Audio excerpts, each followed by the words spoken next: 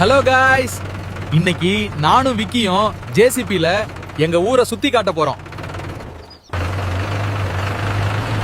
ஊர்ல பாதி பேரு 100 நாள் வேலைக்கு போனதால மெஷினை வச்சு நாத்து நடுறாங்க பாருங்க. இதான் எங்க ஊரோட மினி பஸ்.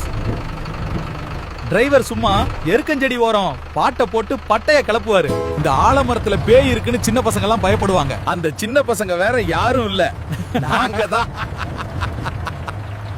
இதான் நாங்க படிச்ச ஸ்கூல். ரேங்க் கார்ட்ல அப்பாவோட கையெழுத்த போட்டு பனிஷ்மெண்ட் வாங்கின சம்பவத்தை என்னால மறக்கவே முடியாது. இதான் எங்க ஊரோட கிரவுண்ட்.